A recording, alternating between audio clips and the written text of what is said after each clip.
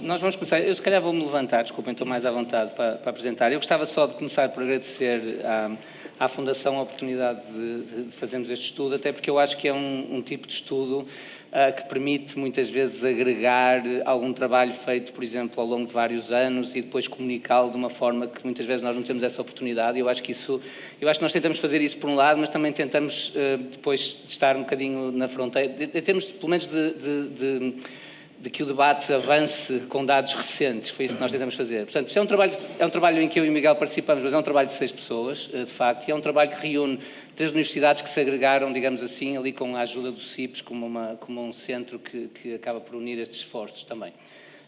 O que é que eu vou fazer na apresentação? O que é que nós vamos fazer? Eu vou começar por uma imagem que eu chamo ali a imagem aérea e dar uma visão global sobre o que vai ser esta apresentação. Depois vamos falar da própria abordagem do estudo, com muito poucas questões metodológicas, só para tirarmos do caminho algumas dúvidas que possam existir a esse nível. Vamos avançar, vamos focar fundamentalmente no que nós achamos que são novas tendências empíricas e, portanto, são tendências que vão obrigar se calhar, atualizarmos a nossa perspectiva sobre esta questão, nomeadamente da massificação do ensino superior. Vamos tentar avançar com uma possível interpretação. Vamos avançar para a dimensão não pecuniária, nós com isto queremos dizer que vamos nos afastar dos salários e da empregabilidade e vamos para outras dimensões de benefícios do ensino superior. E depois vamos tentar acabar, ou eu se calhar vou já falar disto, sobre alguns desafios, dos novos desafios de política pública. Eu começo a apresentação de uma forma se calhar um bocado algo estranho com estas duas imagens, só para dizer que este tipo de debate tende a ser um debate muito parcial e muito bipolar. O parcial quer dizer que normalmente é assumido do ponto de vista dos salários, da vantagem salarial.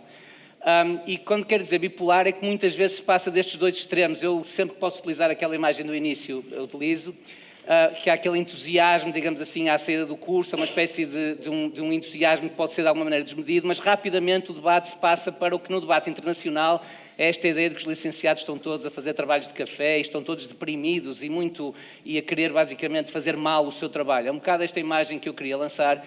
E a literatura, o que tem tido, esta função da literatura académica, tem sido, a meu ver, muito positiva, porque tem tido esta função e o mérito, se quiserem, de contrariar umas sucessivas vagas de pessimismo. Sempre que há uma expansão do ensino superior, há alguém que diz, não, já temos licenciados a mais, agora temos mestres a mais, agora temos doutorados a mais. Há esta discussão recorrente que nós, de alguma maneira, queremos assumir como essa função do estudo, e eu acho que o estudo faz isso, ou seja, o estudo da primeira vez diz, não, calma, porque os benefícios do ensino superior continuam a ser muito importantes e continuam a ser elevados, e, portanto, por exemplo, mantém-se muitíssimo para os diplomas de segundo ciclo, e é isso que é estranho, digamos assim, até face ao aumento da oferta que houve, até é estranho que esse prémio se mantenha tão elevado em Portugal, e, portanto, nós regressamos a isso, e, aliás, é paradoxal que esta discussão aconteça em Portugal, que esta discussão aconteça quando nós temos, como já discutimos hoje aqui, déficits acumulados de qualificações que continuam a ser importantes, sobretudo nas gerações anteriores. E, portanto, o que é que nós tentamos dizer ao longo do estudo? Dizemos que claramente vale a pena, vou explicar o que é que isto quer dizer, mas depois dizemos também que o mercado de trabalho é hoje claramente mais inclinado, ou seja, muito mais competitivo, mudou muito a relação de competição dos diplomados entre si, e mudou muito, e nós temos ali algumas, nós vamos falar de várias daquelas questões que estão ali, portanto mudou muito e é isso que vamos abordar. O que é que isto também quer dizer do ponto de vista de desafios? Quer dizer que o risco de investimento para as famílias é maior, no sentido que pode haver mais focos de desigualdade entre diplomados, e o desencontro de expectativas também pode ser grande na medida em que tipicamente estes benefícios são vistos à luz dos benefícios das gerações passadas. E portanto é aqui uma espécie de uma tensão que nós vamos tentar abordar aqui ao longo do estudo, que é importante. Por outro lado, esta cada vez maior diferenciação entre diplomados acarreta um risco, no meu entender, no nosso entender, que é uma excessiva hierarquização do sistema, quando, digamos assim, temos algumas instituições a formar aqueles diplomados que vão para as melhores posições e temos muitas instituições que quase que condenam alguns diplomados a posições piores no mercado de trabalho. E, portanto, por outro lado, e a segunda dimensão, se calhar a mais original, quando trazemos a componente não económica, não pecuniária, nós trazemos muito mais boas notícias e, portanto, valorizamos muito mais a educação, o papel da educação superior. Isto é importante no sentido em que muitas vezes o debate é um debate que está muito contaminado pela primeira parte da discussão e que as pessoas estão a dar muitíssima importância à queda, por exemplo, dos salários reais ou à queda dos prémios salariais para alguns ciclos de estudo, quando nós depois, mais abaixo da linha d'água, vamos basicamente mostrar que há, ou que pelo menos indicamos que podem haver um conjunto de benefícios, de outros benefícios que são importantes e que, portanto, o ensino superior quase que pode ter uma espécie de caráter transversal. Isto é importante do ponto de vista da justificação do apoio, por exemplo, em termos de política pública.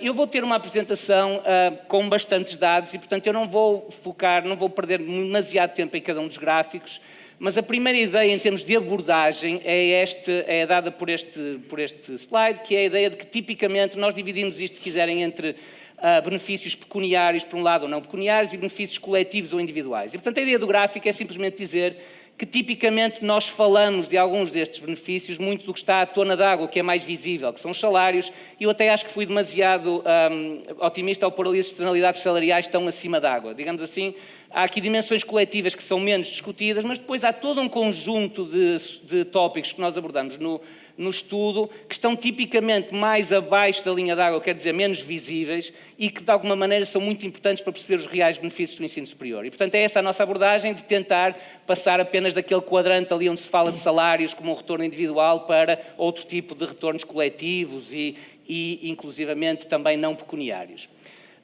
Alguns aspectos metodológicos rápidos, estes slides não têm, o meu interesse é simplesmente ser o seguinte. Nós normalmente estamos a trabalhar em salários do setor privado. É muito importante dizer isto porque há bastantes desvios entre os salários do setor privado e os salários do setor público, e isto tem relevância, por exemplo, para os salários das mulheres, mais do que para os homens, por exemplo. Os salários são tipicamente também o nosso foco é nas pessoas mais jovens, portanto, nos primeiros 10 anos de experiência, de forma precisamente a abordar esta diferença de mercados de trabalho que nós temos. O mercado de trabalho dos jovens hoje diplomados não é o mesmo do que os diplomados com 40 ou 50 anos, e portanto isto mudou muito também nesse sentido. Temos uma lógica de apresentação, primeiro, de um prémio simples. Um prémio salarial é basicamente a vantagem, na maior parte dos cálculos, a vantagem por hora salarial face a alguém que tem um ensino secundário e, portanto, é aquela ideia de se eu não ficar com o ensino secundário e for para o ensino superior, qual é a minha vantagem? Controlando para muito poucos aspectos no início, que são basicamente aspectos de número de anos de mercado de trabalho, o meu número de anos do mercado de trabalho, se tem um contrato part-time ou um contrato full-time, por exemplo, mas depois nós vamos fazendo outro tipo de cálculos que vamos explicando esse prémio agregado e vamos reduzir esse prémio agregado e ver para onde é que as pessoas vão, para onde é que os diplomados vão e o que é que explica esse prémio agregado. Na lógica não pecuniária, que o Miguel vai falar mais, temos uma lógica de probabilidades condicionadas. Isto basicamente é a ideia de que nós condicionamos a um conjunto de variáveis que controlamos. Portanto, também pomos as pessoas na mesma situação, a mesma situação familiar, a mesma situação, o número de anos de experiência, etc. Portanto, tentamos controlar as características para, no fundo, ter um quadro comparável. É importante dizer que muitas das nossas análises são, se quiserem, de correlação condicionada, neste sentido que eu falei aqui, e não são necessariamente análises causais. E, portanto, isto é importante dizer. Mas o que nós também dizemos é que alguma da dimensão dos prémios que encontramos sugerem que haja ali vantagens, nomeadamente ao nível não pecuniário, sugerem que haja vantagens bastante importantes. E, portanto, eu vou fundamentalmente focar a minha apresentação no que nós temos aqui, o capítulo 2 deste estudo, que basicamente vai falar de salários e de empregos. E eu começo muito rapidamente por apresentar vários dados. Eu percebo que a ideia não é tentarem, se calhar, ver estes dados todos, mas a minha ideia é focar-me em algumas mensagens específicas. A primeira delas é, em termos de novas tendências, nós desde 2006 entramos numa nova fase de expansão do ensino superior, que é importante por várias coisas. É importante, por exemplo, diz ali que nós temos uma percentagem de alunas relativamente elevado. Temos, por exemplo, um número de matriculados no total que não tem crescido já, por exemplo, desde 2000, 2001, inclusivamente no período de crise decresceu, isto em si mesmo é relevante, tem vindo a recuperar agora nos últimos anos. O que é que temos também? Temos uma subida com o processo de Bolonha e de consequência do processo de Bolonha muito grande dos mestrados, dos mestres, e isso é, os alunos matriculados, aquela parte que está ali, desculpem, a cor de laranja, esta diferença aqui é basicamente o aumento do número de mestres, que vai ser muito importante para o nosso estudo. Temos a questão das áreas, basicamente nós temos aqui em cima mulheres e temos aqui em baixo homens, o verde são as engenharias, o amarelo são a saúde e o azul é o STEM, digamos assim, neste caso as tecnologias, as ciências e as matemáticas.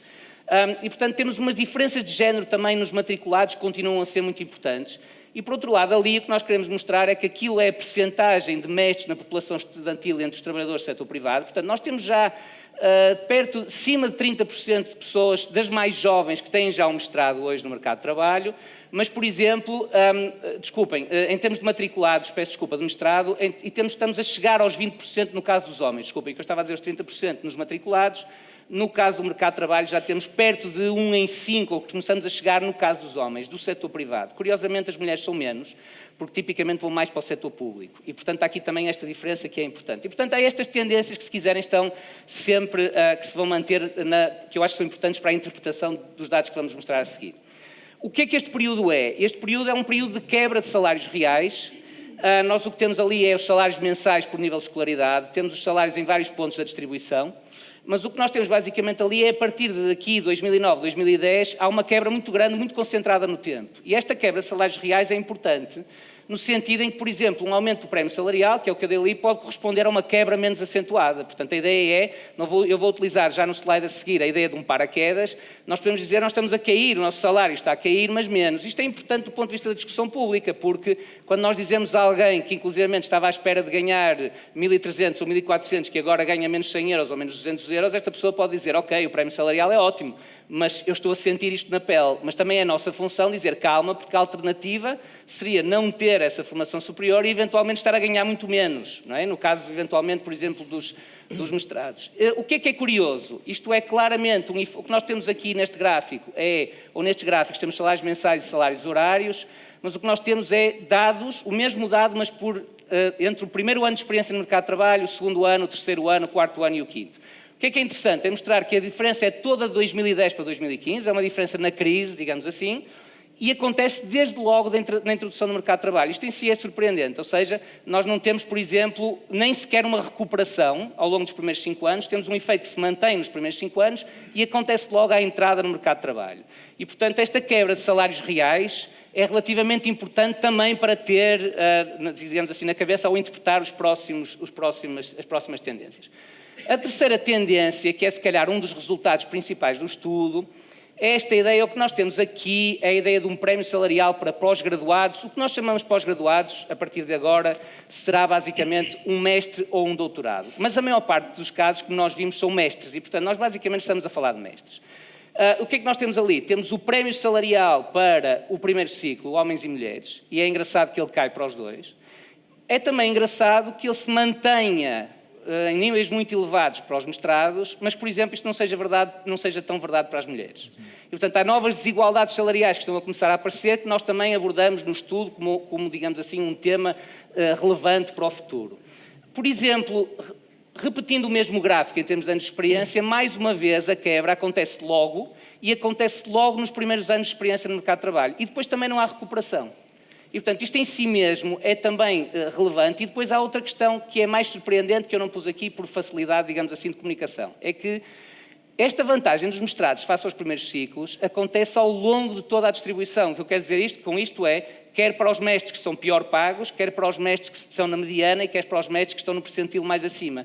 Dito de outra maneira, os licenciados mais bem pagos, digamos assim, se nós fizermos fatias, é uma espécie de fatiar o mercado de trabalho, a fatia dos mais bem pagos continua a haver um prémio muito elevado para o mestrado e a da licenciatura caiu também. E, portanto, isto acontece ao longo de toda a distribuição salarial. Não há propriamente, por exemplo, um efeito de nós dizermos aqueles licenciados que são os mais fraquinhos, basicamente foram aqueles que levaram com o tombo em todo. Não é bem isso. É vários licenciados do primeiro ciclo, ao longo da distribuição, levaram, perdoem-me a expressão, um tombo que foi um tombo valente. E, portanto, isto é, de facto, uma dimensão que é surpreendente também dos nossos cálculos. Eu acho que pode ter um conjunto de explicações alargado, e nós utilizamos esta imagem, de facto, o paraquedas, para dizer que o mestrado, mais do que o primeiro ciclo, funcionou durante esta altura claramente como uma espécie de um paraquedas. Pelo menos abrandou uma queda de salários reais e muito, ok? E vamos ver que, inclusivamente, pode ter feito mais do que isso. Depois, as novas tendências empíricas, o que é interessante? Há um reforço muito grande durante este período das vantagens das áreas STEM. Nós fazemos ali, basicamente, é separar as licenciaturas em STEM, não STEM, os mestrados em mestrados e não mestrados. Só para explicar muito rapidamente, as diferentes barras, era aquilo que eu vos dizia no início, que é, nós temos um prémio global e depois as 3 últimas barras controlam para as características da empresa, o tipo de setores industriais onde nós estamos basicamente, com que estamos a lidar e também as profissões. E, portanto, o que é interessante, por exemplo, aqui neste gráfico? É interessante ver que os mestrados mantêm sempre alguma vantagem, independentemente deste tipo de controle, ou seja, isto é positivo para os mestrados no sentido de dizer, mesmo em empregos aparentemente iguais, os mestres ganham mais que os licenciados. Isto em si mesmo é um efeito quase de produtividade, digamos assim, dos mestrados, que é importante, mas depois vemos que, por exemplo, a diferença que existe aqui entre os mestrados STEM e os outros mestrados se anula praticamente quando nós consideramos o tipo de ocupações que estas pessoas estão a fazer. E, portanto, há claramente uma espécie de um acesso diferenciado ao mercado de trabalho que nos parece também importante começar a ter em conta. O que é que nós fizemos também, muito rapidamente? Controlamos para muitos outros efeitos fixos ao nível da empresa e ao nível do trabalhador. Tipicamente dizer assim, o trabalhador mantém-se ao longo do tempo e nós estamos a controlar essas características, mesmo não sabendo quais elas são. E a questão é, reparem que isto engana bastante, nós temos ali 18% e não 110% em termos da escala, isto é muito mais baixo, nós esvaziamos muito, mas o que é interessante é que os mestrados mantêm, nestes cálculos, um prémio relativamente elevado. Reparem que nós aqui estamos a controlar, mesmo para as características do próprio indivíduo, das empresas, mesmo características que nós não conseguimos medir diretamente, numa variável específica. E isso em si mesmo é, se quiserem, também bastante importante. Novas tendências empíricas, coisas curiosas, tudo isto é relativamente rápido de dizer. A vantagem dos pós-graduados é, sobretudo, uma vantagem da área metropolitana de Lisboa. E é uma vantagem que, por exemplo, cai muito menos também no Alentejo. Eu gostava de... O João outro dia que dizia que claramente é preciso entender que o Alentejo não é o Alentejo mais próximo do Algarve, normalmente é perceber o Alentejo mais próximo de Lisboa. E agora a questão é que, por exemplo, a queda não foi tão grande. Aliás, houve uma subida do prémio, que é mais curioso, na região de Lisboa, quando há, por exemplo, quebras muito fortes para os pós-graduados ao nível do norte e do centro. E, portanto, há esta ideia também no território. Nós só temos este dado e, portanto, há muito do que nós estamos aqui a dizer que são pistas para investigação futura, digamos assim. O que é que temos também? Temos também, basicamente, esta imagem é dividir os pós-graduados. Aqui em cima temos os pós-graduados. Mas são os pós-graduados nos 80% das empresas menos produtivas, que é a linha cinzenta, e nos 20% das empresas mais produtivas. O que é interessante? Sobretudo desde 2011, há um fosso que se vai cavando, ou seja, o prémio vai subindo nas empresas mais produtivas, o prémio não sobe tanto ou decresce nas empresas que são menos produtivas. Há um efeito de empresa que pode ser importante. Eu acho isto também muito relevante, acho muito interessante. Nós não estamos a dizer que é uma consequência direta da crise, mas estamos a dizer que desde 2010... a proporção de diplomados no mercado de trabalho privado com contrato permanente diminuiu muitíssimo. Isto, em parte, pode ter a ver com a própria massificação dos níveis de qualificações mais elevados, mas o que é mais curioso é que, quando nós utilizamos os prémios salariais, são precisamente os pós-graduados com contratos permanentes que veem o seu prémio subir muitíssimo, subir alguma coisa, quando os outros prémios vão descendo. O que eu quero dizer com isto é que parecem ir surgindo agora novas desigualdades ou novas segmentações do mercado de trabalho, se quiserem muito agora já entre os diplomados, que são segmentações com que nós estamos pouco habituados ainda a lidar ou das quais estamos pouco habituados ainda a falar. E, portanto, nós mais uma vez não exploramos isto a fundo, vamos notando que esta diversidade de prémios vai se caracterizando de forma diferenciada. A crise reforçou este tipo de diferenças. Em primeiro lugar, é preciso pensar ou continuar a imaginar que nós temos um efeito de crise que é sempre muito importante ao longo de todos os gráficos que fomos apresentando, mas depois temos também um efeito que nós fazemos ali é simplesmente trabalhar a interação do período de 2011 a 2015 com o nível de escolaridade. É perguntar, de alguma maneira, se houve algum impacto específico do período de 2011 a 2015 sobre aquele prémio dos mestrados e das licenciaturas. O que é relevante? Do ponto de vista mais global, houve, com os mestrados basicamente a serem beneficiados e as licenciaturas a saírem prejudicadas. Nós temos outros dados no estudo que mostram que uma grande parte desta questão é de acesso a tipos de profissões ou a posições. Eu quando digo tipo de profissões, podem ser setores, podem ser tipos de empresas mais produtivas, etc. E este efeito marginal, o que é mais curioso, é que esse efeito marginal de 2011, nós estamos ali a separar licenciados não STEM, licenciados STEM, pós-graduados STEM, pós-graduados não STEM. STEM, como eu acho que já disse, são ciências, as matemáticas, as tecnologias. Nós estamos basicamente a dizer que são os mestrados nas áreas STEM que veem o seu prémio, digamos assim, o seu efeito aumentar com a crise. Isto reforça esta ideia de novas desigualdades. E é de facto esta questão das áreas STEM é um resultado que me parece relativamente importante. O que é que para além dos salários nós falamos também? Eu não sei muito bem quanto tempo é que tenho, 5 minutos, 10 minutos? 10. O que é que também nós falamos para além dos salários? Há um conjunto de novas tendências empíricas, por exemplo, ao nível da empregabilidade. O que nós queremos dizer com empregabilidade é estar ou não estar empregado. Mas mais do que isso, depois nós abordamos as questões das transições. E, portanto, temos várias transições. O que nós queremos dizer é a transição de ser estudante para ser empregado, estar empregado para ser desempregado, desempregado para inativo, por exemplo, não é? E, portanto, há uma primeira mensagem que eu acho que é importante, que é dizer, ok, calma, tal como os salários reais caíram, a taxa de desemprego dos diplomados também aumentou, é aquela linha ali, e aumentou a sério. Agora, aumentou ainda mais, digamos assim, ou os níveis são mais elevados, pelo menos em termos de nível, aumentou também, e de forma também muito acentuada, para os outros níveis, continuando a existir, por exemplo, em 2014, mas também em 2016, um prémio significativo em ter menor taxa de desemprego sendo licenciado. Eu acho que isto é importante continuar, ao longo da apresentação, a reforçar este tipo de mensagens, ok? É este muito que nós reforçamos como as vantagens do ensino superior. O que é que nós temos também que é relativamente curioso? A probabilidade de ficar desempregado, já agora para lerem isto com mais facilidade, isto são os anos, são vários períodos, a linha mais clara é o ensino superior, é a linha que se vê pior. A linha mais escura é a escolaridade inferior ao ensino secundário. E, portanto, por exemplo, as transições de estando empregado passar a estar desempregado no ano seguinte, nota-se claramente o efeito 2011-2013 e nota-se em toda a gente. Isto é importante, mas, por outro lado, a probabilidade de estar desempregado, estando empregado no ano anterior, é muito menor para os diplomados do ensino superior. Curiosamente, durante este período, 2011-2013, a probabilidade de estar desempregado, estando desempregado no ano anterior, ou seja, continuar desempregado, é bastante mais elevada para os diplomados do ensino superior. E reparem, isto é interessante porque se altera, sobretudo aqui no período de crise. Se calhar nós pensamos, ok, mais notícias, mas calma, porque temos aqui uma notícia, digamos assim, há uma mensagem mais positiva, que é isto em parte explica-se porque os mesmos desempregados mantêm-se ativos mais tempo e, portanto, não desistem, digamos assim, de procurar emprego. Qual é a possível transição? A possível transição é eu estar desempregado e pensar, epá, já não vale a pena, o que eu vou fazer basicamente é deixar de procurar emprego. Do ponto de vista de estatísticas do emprego, as pessoas desaparecem de estar na população ativa e, portanto, o que acontece é que basicamente há aqui uma espécie de desistência. Nós não temos dados sobre isso, eu estou muito convencido pessoalmente que há um efeito de género muito importante aqui. Em que nós temos alguns dados sobre outras dimensões que, de facto, as mulheres menos escolarizadas tendem mais rapidamente a desistir. Há diferenças marcadas no emprego, sobretudo nas características do emprego, sobretudo entre as mulheres menos qualificadas e as mulheres diplomadas. As mulheres diplomadas aproximam-se muito mais dos homens, digamos assim, diplomados, com diferenças grandes, por exemplo, ao nível da conciliação entre basicamente a esfera familiar e a esfera do trabalho, é claramente uma que nós mostramos que está longe de estar resolvida. Como se calhar toda a gente percebe bem, como aliás eu percebo e tenho uma espécie de sentimento de culpa constante ao dizer isto. E portanto há claramente essa ideia que eu acho que é importante nós também a referirmos. O que é que nós utilizamos aqui como narrativa de interpretação?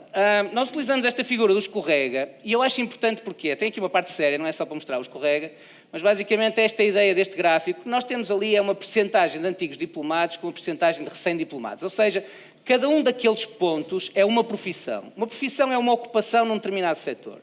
E o que nós medimos é a percentagem de diplomados que têm mais de 45 anos, entre 45 e 54 anos, se não é algo parecido com isto, com a percentagem de pessoas que têm entre 26 e 34 anos. Isto para vos dizer o seguinte, estas pessoas aqui, que são muitas, o tamanho da bolinha é a representatividade na amostra, estas pessoas aqui estão em empregos que sempre precisaram de diplomados.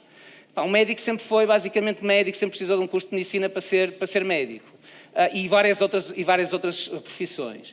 E isto é uma parte muito importante de empregos que está ali. Agora, o que é interessante? Há, por exemplo, uma parte muito importante de empregos que está aqui, que são empregos onde há muito pouca gente diplomada jovem, mas os jovens, quando estão nesses empregos, tipicamente são todos diplomados, ok? Isso é uma situação diferente desta, que é os jovens estarem em empregos onde ainda são a minoria, ok? E, portanto, porquê é que eu acho que isto é importante? Porque qualquer uma destas 4 profissões que eu pus ali não estão ali naquele ponto. Portanto, o que eu estou a tentar demonstrar com isto é, eu acho que isto é uma espécie do serviço com um sorriso, que é claramente aquela imagem da loja, do centro comercial, etc., que já agora é muito feminizada, vamos já falar disso muito a seguir. Isto é a questão de alguém que está na frente de um banco, que antes era não diplomado e agora é tipicamente diplomado, e que faz um conjunto de funções que os outros não faziam. Isto é a ideia de que estas pessoas tipicamente têm que utilizar muitos outros tipos de competências, por exemplo, mesmo aqui, a competência de vender, a competência de trabalhar em equipa, a competência de falar bem, a competência de comunicar, muitas destas são competências transversais. E, por exemplo, aqui elas podem acontecer mesmo a nível de gestão intermédia, ter que gerir equipas, ter que gerir horários de trabalho, etc. Eu pus esta questão aqui para dizer que há também um efeito de tecnologia. Eu, quando olhei para esta imagem, desculpem-me, eu não acho, como isto inclusivamente não é uma pessoa portuguesa, como se vê logo, eu acho que esta pessoa basicamente é alguém que usa tecnologias, mas que não pode nem sequer ser extremamente brilhante. O que eu quero dizer com isto é, eu acho que, desculpem-me, não tem assim cara de ser uma pessoa brilhante, é o que eu estou a tentar dizer com isto. Pelo menos foi o que me pareceu quando eu estava a escolher esta fotografia. E o que eu quero dizer é com isto, que pode haver posições técnicas que, de alguma maneira, por influência da tecnologia, podem pôr pessoas não necessariamente muito capazes, eu estou a forçar a imagem, em posições relativamente vantajosas no mercado de trabalho. O que eu quero dizer com isto é que esta diferenciação, esta recomposição do mercado de trabalho, este progressivo afastamento deste tipo de profissões para este outro tipo de profissões, é muito importante por uma razão, ou por 2 razões. É importante porque, em primeiro lugar, isto não é verdade que estas profissões, talvez estas, estejam aqui. Muitas delas são novas profissões de diplomados, por exemplo, estas 2, que exigem eventualmente o próprio diploma. Agora, exigem competências muito diferenciadas e, mais importante do que isso, o papel da tecnologia pode não ser o mesmo relativamente a este grupo de pessoas aqui. Ou seja, enquanto uns podem ser complementares com a tecnologia, estas pessoas podem, por exemplo, muito facilmente aprender o seu trabalho e, portanto, serem muito mais facilmente substituíveis.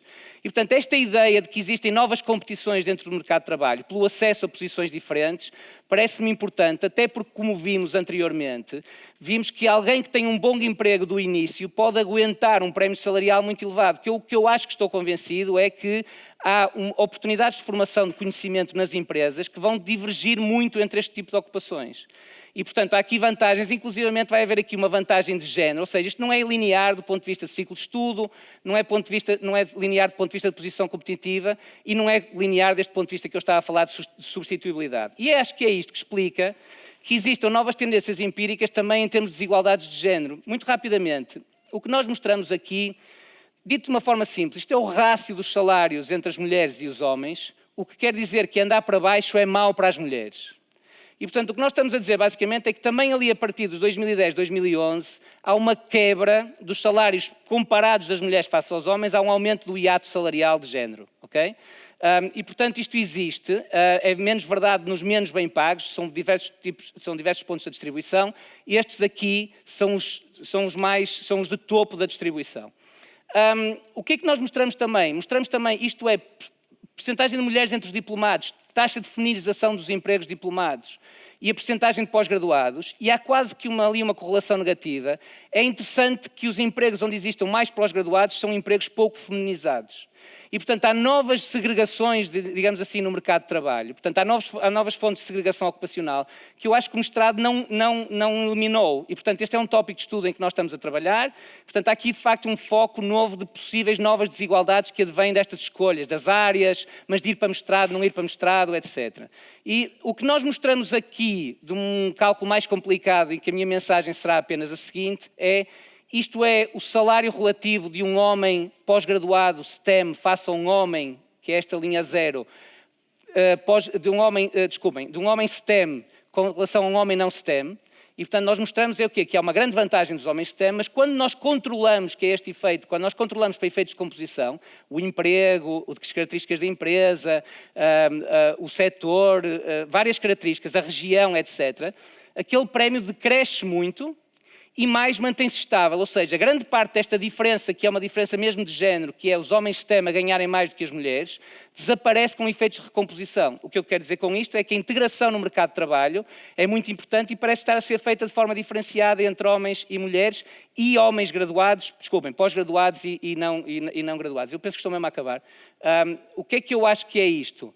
Eu utilizo estas 6 imagens, mais uma vez, para dizer que, no fundo, o que é que nós temos aqui? Temos claramente aqui uma espécie de tecnologia muito masculina, mas também temos aqui uma dificuldade das mulheres, digamos assim, acederem a estas posições STEM. Alguém a dizer, I'm not a woman engineer, não me chamem uma mulher engenheira, eu sou só engenheira, não é? Mas, por outro lado, também uma escolha no lado do cuidar, aquela questão do cuidar ser muito mais feminino, o vender com um sorriso ser muito mais feminino, eventualmente o trabalho administrativo, poder haver diferenças e, portanto, se quiserem, nós estamos a caminhar de empregos menos qualificados para empregos mais qualificados da esquerda para a direita.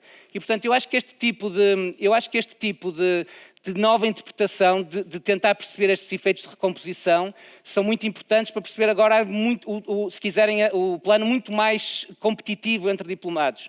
Só para dizer a última coisa, que é, o que é que isto gera? Gera, do ponto de vista dos diplomados, uma necessidade de se extinguir face aos outros e, portanto, a potencialidade de nós continuarmos para o segundo ciclo, por exemplo, torna-se muito importante. O tipo de emprego que eu acedo logo à saída da universidade torna-se muito importante. A média que eu eventualmente posso ter, se me distinguir, torna-se muito importante. E, portanto, neste clima muito competitivo, nós temos agora muito maior risco para as famílias. E gera uma questão que eu acho que nós vamos falar no final, que é, eu acho que um problema de eventual dissonância de incentivos quando nós, por exemplo, queremos diversificar o sistema.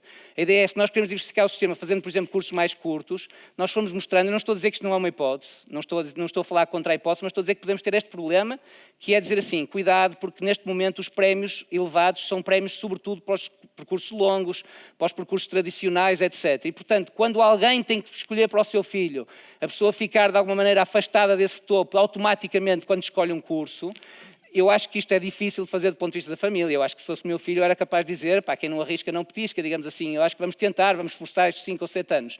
Quanto mais isto acontecer, mais o risco de desencontro de expectativas surge, não é? E, portanto, eu acho que há aqui um problema a falar, um eventual problema, eu acho que seria um tópico de discussão interessante. E é, do meu ponto de vista, é isso, desculpa.